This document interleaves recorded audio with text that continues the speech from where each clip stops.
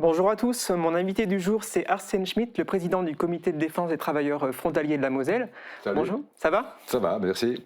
Alors vous êtes présent à mes côtés aujourd'hui pour parler de l'Assemblée générale qui s'est déroulée hier et une Mhm. nouvelle fois il y avait énormément de monde à la salle de l'hôtel de ville de Sarreguemines.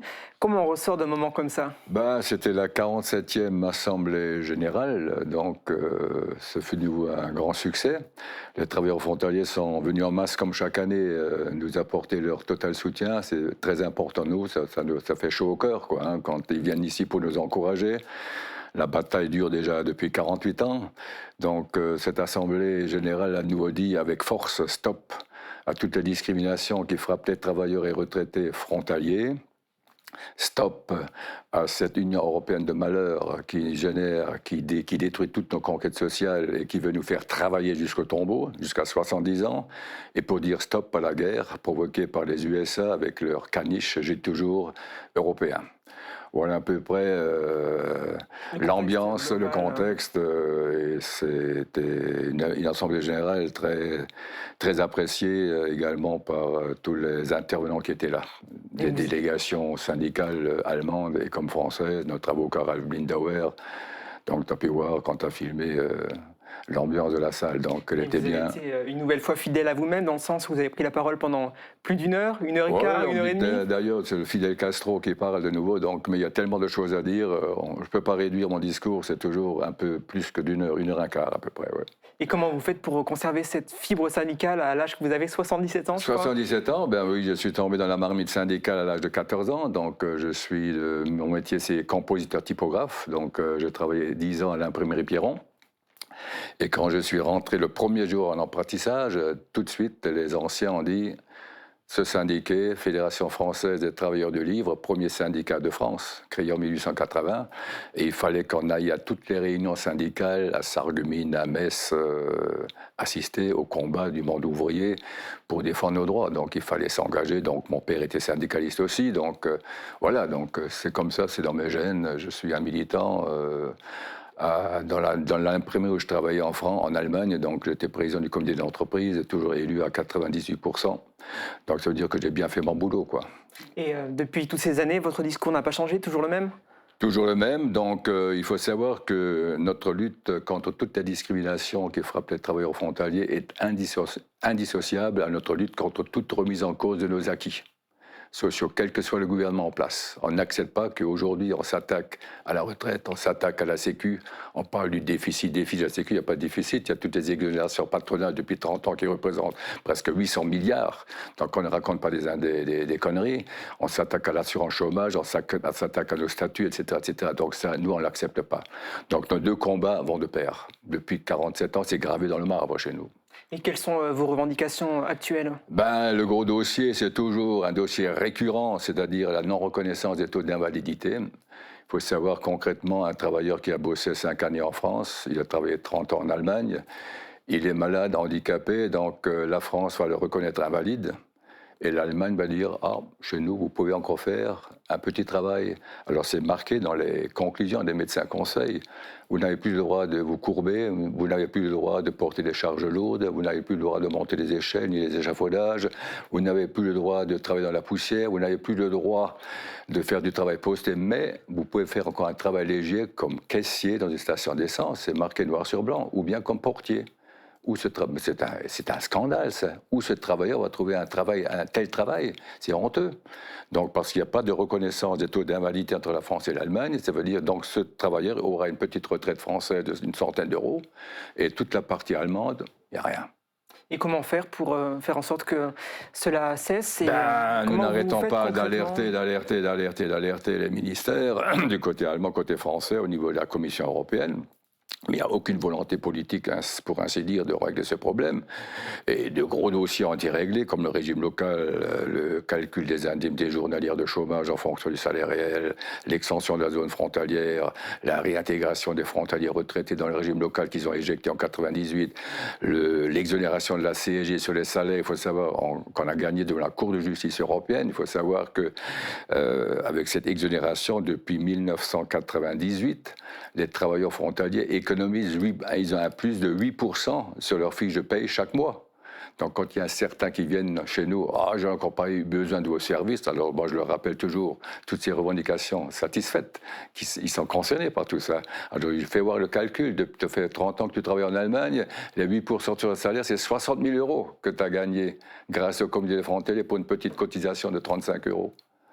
Hein? Et comment ils sont, du coup, les membres du syndicat? Est-ce qu'ils partagent vos idées? Parce que quand vous avez pris la parole hier, vous parliez de lutte des classes, de révolution. Oui, bien sûr, oui, exactement. Est-ce qu'ils adhèrent? Est-ce qu'ils sont prêts à se mobiliser pour tout ça? On n'a pas viré notre QT depuis 1977.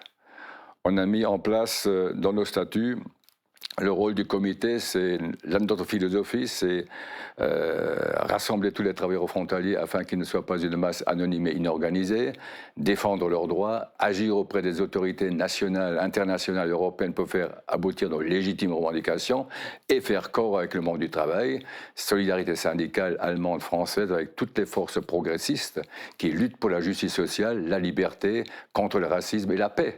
Donc tout est dit.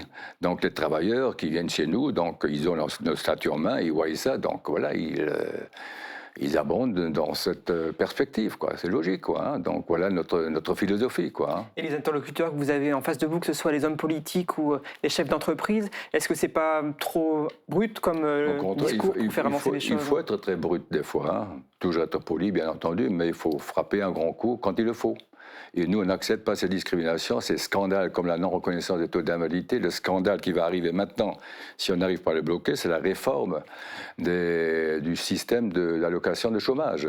Actuellement, nous sommes indemnisés au pays de résidence, bien que nous payons nos cotisations sociales en Allemagne. Mais si maintenant, parce que la Commission européenne déjà en est arrivée à bloquer ce système en 2018-2019, où ils veulent maintenant que c'est le pays d'activité qui verse les allocations de chômage. Ça veut dire quelles seront les conséquences pour les travailleurs frontaliers? Ça va être la catastrophe, parce que le travailleur frontalier devra s'inscrire en Allemagne. Donc il faut qu'il aille à Saarbrück, il faut qu'il aille à Saarlouis, ou bien il faut qu'il aille à Neunkirchen, même à Kaiserslautern pour s'inscrire à l'Agentur für Arbeit, c'est le France Travail allemand. Donc une distance de 300 km aller-retour. S'il y a un litige avec ces caisses, il faut saisir les tribunaux allemands, ça va entraîner des coûts énormes. Et surtout, la formation professionnelle qui est pratiquement impossible en Allemagne du fait de la barrière de la langue. Et surtout pour nos anciens.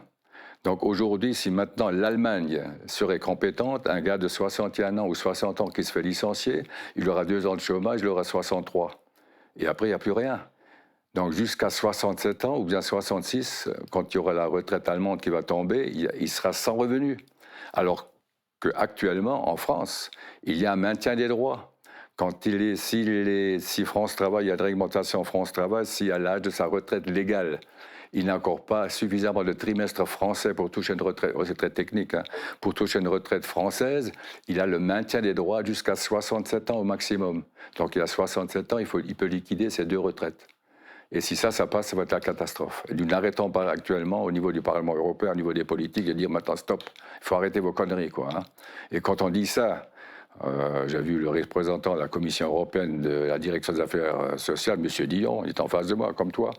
Il dit, écoutez, M. Dion, qu'est-ce qui se passe avec les anciens, là? Ils ont bossé 35 ans, et après 4 années, il n'y a plus rien. Le RSA, éventuellement en France. Alors, il baisse la tête, il commence à rougir, terminé.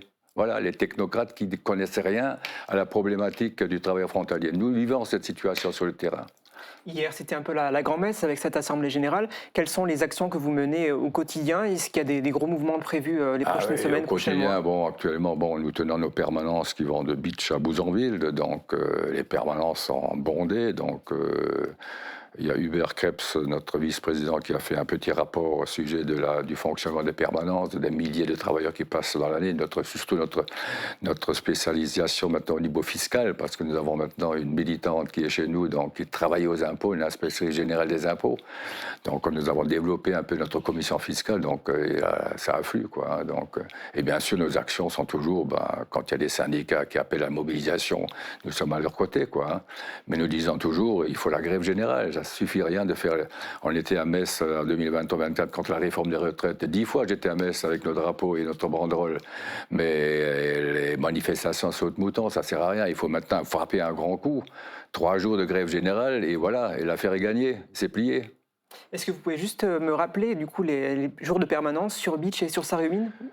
Sur Sarreguemines, c'est tous les mardis matins de 9h à 11h, tous les vendredis matins de 9 à 11 et le vendredi après-midi de 15h à 18h30. Donc Beach, c'est une fois dans le mois. Il y a Rohrbach Beach tous les jeudis, sans rendez-vous. À Sarreguemines, il faut les rendez-vous. Et à Forbach, Rohrbach, j'ai dit, Forbach, Styrin, Faribersuiller, Greuzwald, Bouzanville, voilà. Donc, Ok, vous êtes partout, à plein d'endroits pour permettre aux travailleurs frontaliers de venir prendre de l'information et puis du soutien dans les difficultés qu'ils peuvent éprouver au quotidien. Merci beaucoup Arsène Schmitt d'avoir partagé je te remercie, merci. ce moment avec moi et à la prochaine. Et nous avoir donné l'actualité du syndicat.